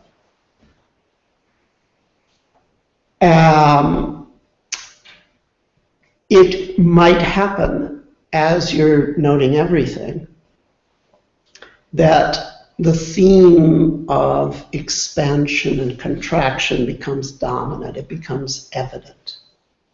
This is considered to be an important stage in traditional formulation of practice. In the Theravada tradition, it's called arising and passing. That dominates. Arising and passing is the temporal slice. No sooner is it starting to happen, but it's already falling away. But if you take the spatial slice, then it becomes expansion and contraction, because for something to arise, it has to create a space in which to exist. And for something to exist, it has to have a duration through time. But you might notice that as it's spreading, it's also already beginning to collapse. As it's lasting, it's not really lasting. It's got an eraser that's constantly following it behind. You might start to notice things like this, or not. If not, fine. No problem. You just keep doing the technique and your life gets better. But if the theme of expansion and contraction were to become evident, or the theme of arising and passing, means exactly the same thing. Just one is temporal, the other is a spatial way to talk about the same phenomenon. If that theme became prominent enough, you might want to selectively attend to that. And that's the expansion-contraction technique. Why would you want to attend to it? Well, because it brings relief and fulfillment and insight. And the more you focus on it, the more prominent it becomes. So it creates a positive feedback loop. But not everyone that becomes enlightened talks about expansion and contraction or arising and passing. In fact, only a small proportion of the world's liberated people have used that paradigm. Meaning, you don't have to use that paradigm. There's plenty of other ways to talk about the process. But this is a way that I like to talk about the process. Okay, so now you have some more options, and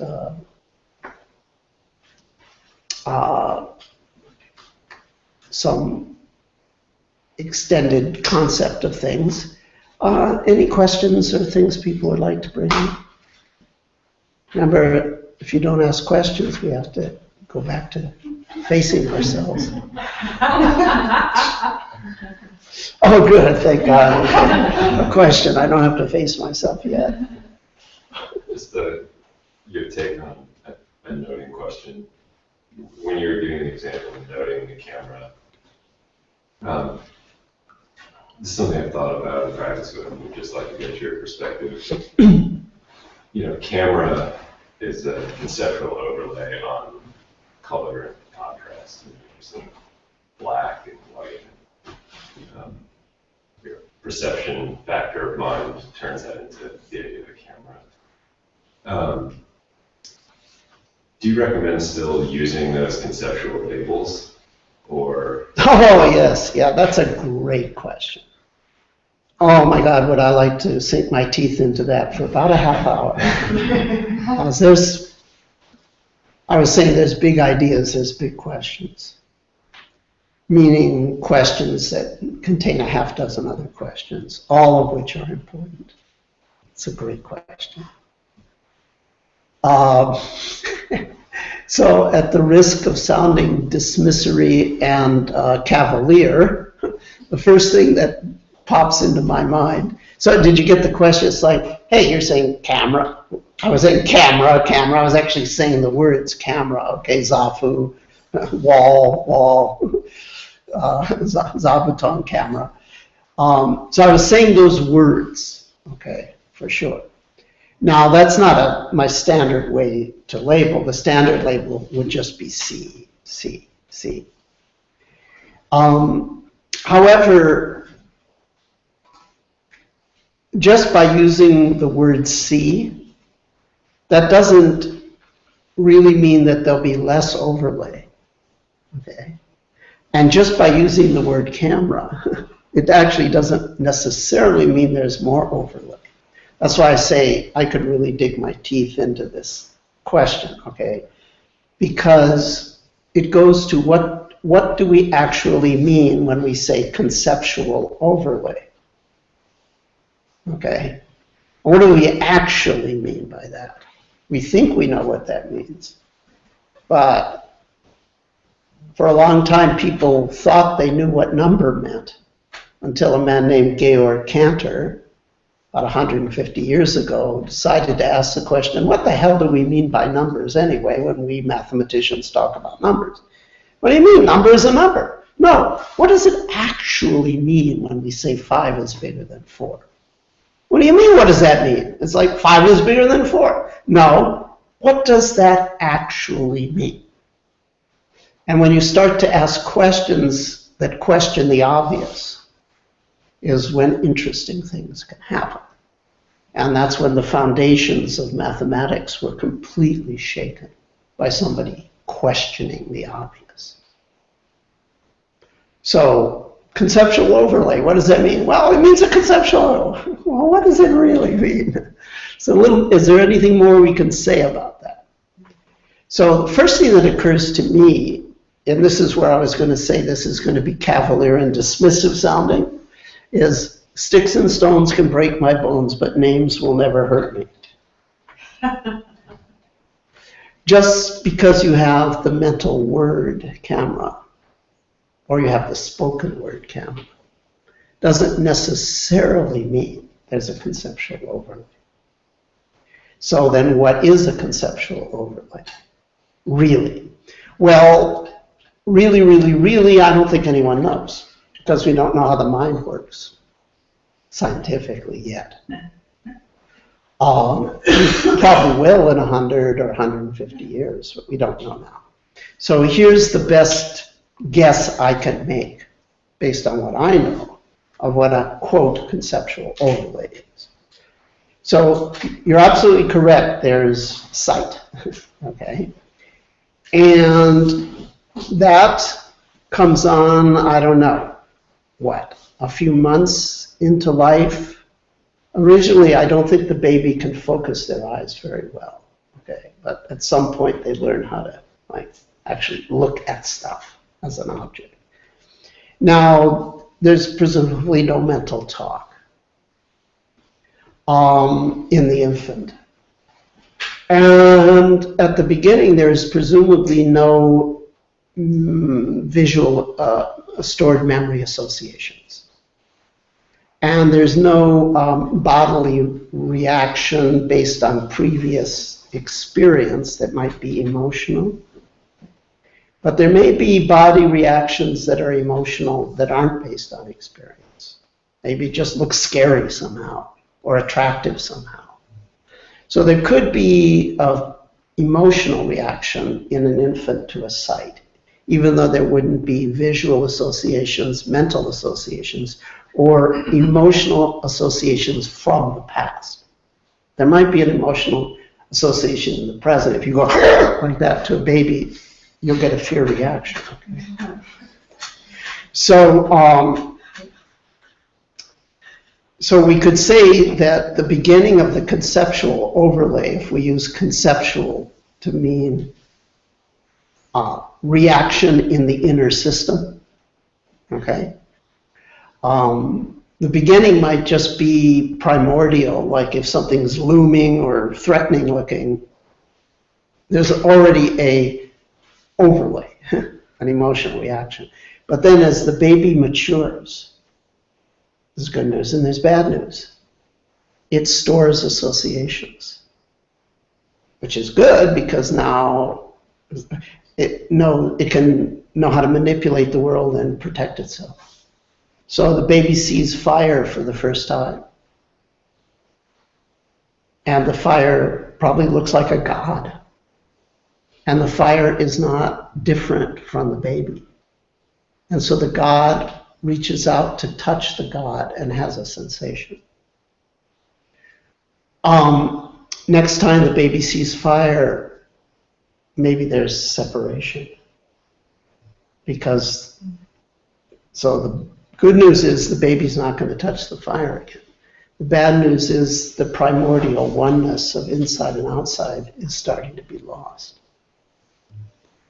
So the overlay is not just conceptual.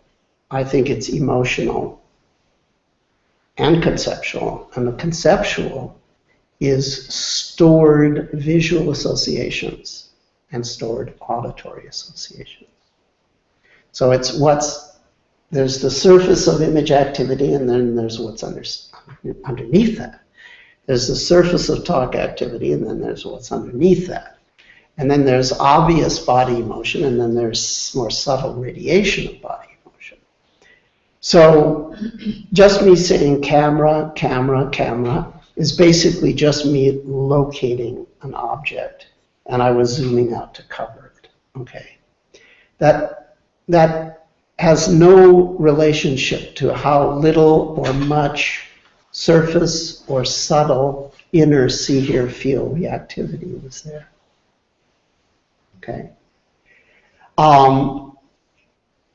If you have very high concentration, you could have an experience of just see out without any inner reactivity, and that's an amazing experience.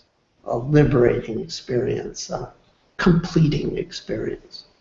But that doesn't mean that the inner reactivity is to be demonized or is fundamentally problematic. It's not. That's not the problem. So you might say the ability to anchor out without having inner reactions is a solution. That's a solution. But having inner reactions is of itself not a problem. So it's win-win. The problem comes when those inner reactions are not experienced completely. You're not even aware of them. Or if you're aware of them, you're only aware of the surface and not the depth. So the reason I give people the categories see in, hear in, feel in, meaning mental image, mental talk, and body emotion, is that as you're working with the surface of those categories, you start to notice that's just the tip of the iceberg, and beneath that is a subtle radiation or spread of association. And beneath those associations are subtler associations still.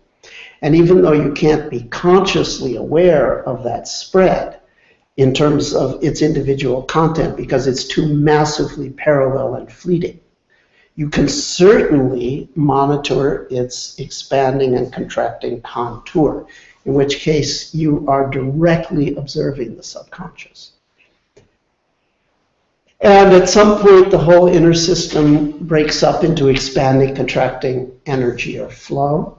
And the outer system breaks up into expansion, contraction, and those expansions and contractions are completely merged. So that you can have full-on inner reactivity, and it doesn't get in the way at all of anything. because it's so completely perfused with C, C, and E that have just become habitual. That system's always being monitored on autopilot because of years of practice. Okay? So, cool question. Anna? I think I was feeling inner and outer body emotions, and I think pleasant emotions, I wanted to grab on to those, and I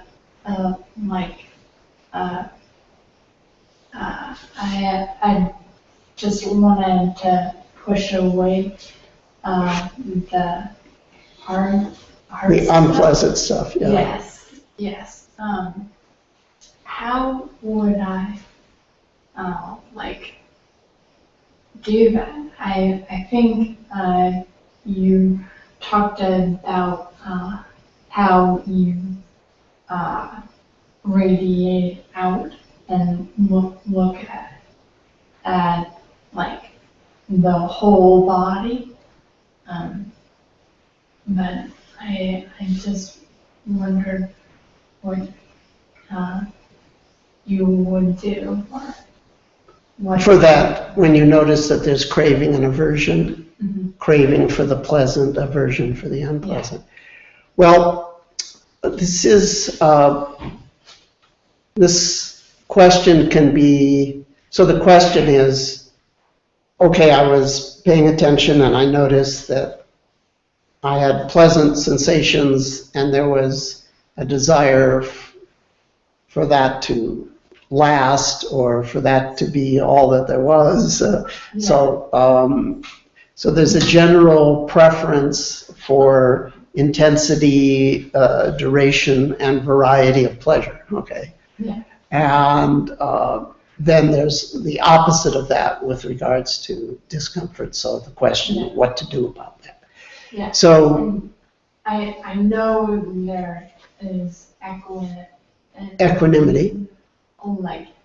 Throughout my body, so I think I'm subtly doing that, but I just wondered what else. Yes. So, and the thing you're doing is you're bringing equanimity to it. Yeah. To some extent. So this is sort of in Theravada Buddhism is absolutely fundamental. There's pleasant and unpleasant, so there's hedonic valence. And then there tends to be a craving for the pleasant and an aversion towards the unpleasant. Yeah. Now we could generalize that in various ways, but we'll just stay with that view for now. So the question, what to do? Well, actually, there's what to do sort of in the big picture sense, and then there's what to do that's restricted to the technique that you're doing. So if you're doing a note everything kind of technique and discomfort comes up or pleasure comes up, then you note it and you try to have as much equanimity with that as you can. Mm-hmm. If you then find that craving around the pleasure or resistance to the discomfort comes up, you try to parse that in terms of what part is image, what part is talk, what part is body emotion. So if craving is an actual sensory event distinct from the pleasure and pain, then you recycle that sensory event and you break it up into image, talk, and body emotion. If you find yourself saying, no, no, no, or more, okay, well, that's talk, you know.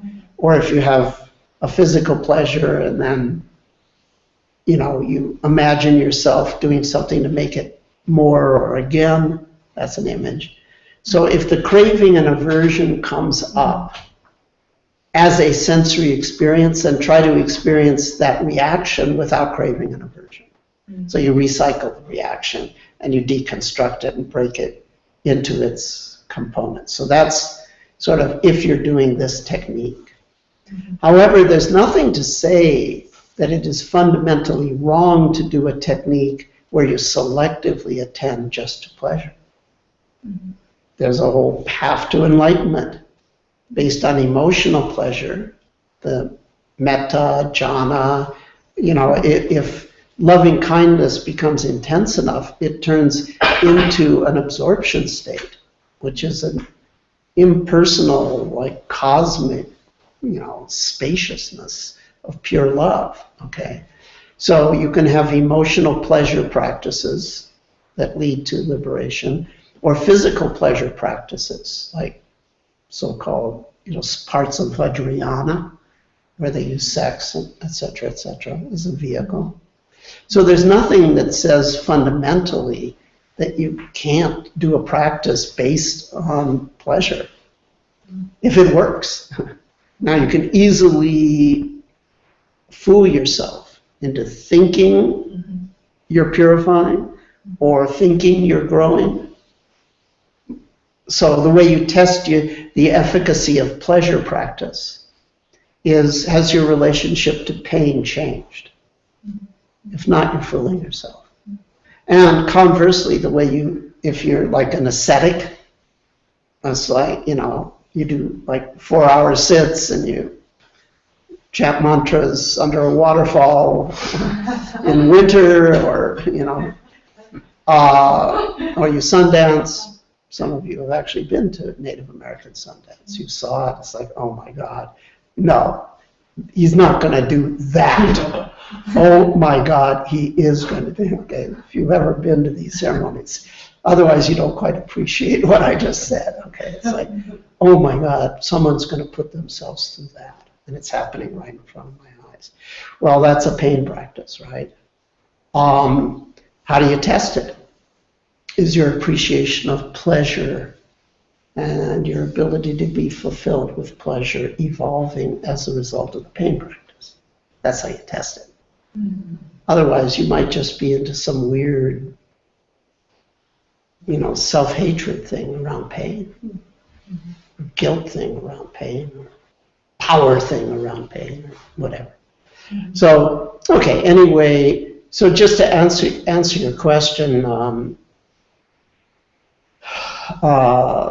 it's okay to have pleasure practices as long as they're working. But if you want equanimity, well, you can relax your body over and over again. That will tend to help equanimity. You can use an equanimous voice, a matter-of-fact voice with the labeling that will tend to induce equanimity. So there are things you can do that will tend to induce equanimity.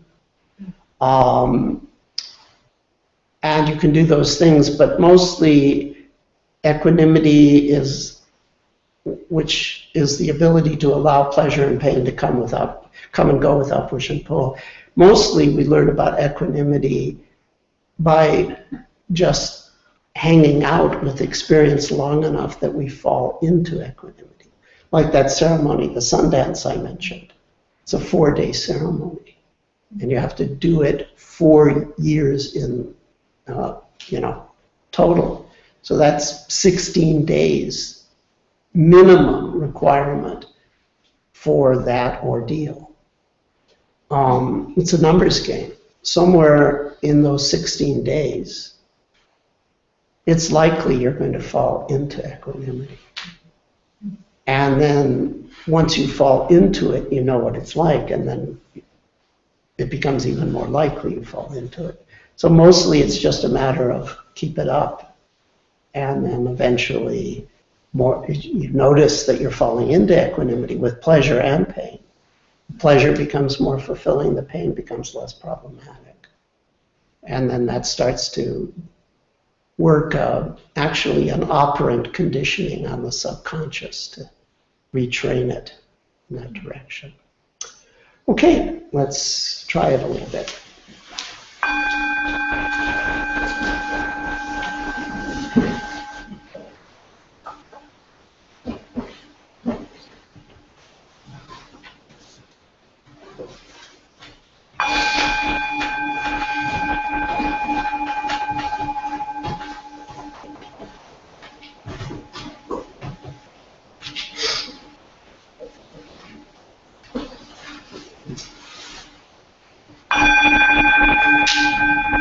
Once again, take a moment to stretch up and settle in.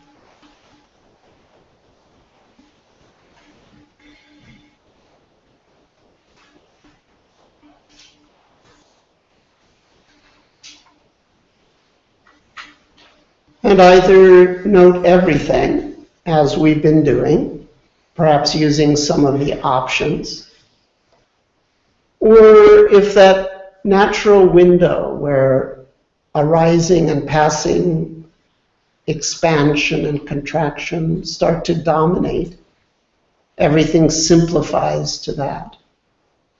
If that should present itself, then you can switch to the noting expansion, contraction, or both at the same time. But that window may not be there, in which case, fine. Just note everything for a few minutes, using whatever standard options you wish with regards to inclusion, labeling, explicitly noting gone, zooming out, renoting, and so forth.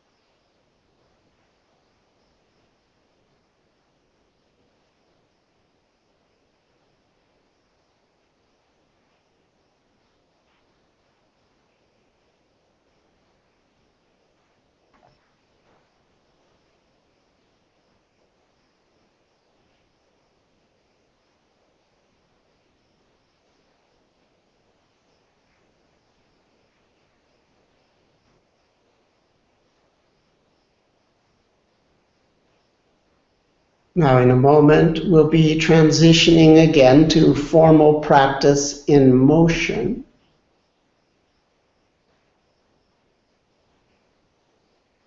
For about 20 minutes. If you wish, you can continue with note everything as you move. Or if that window of expansion, contraction has presented itself, you can focus on that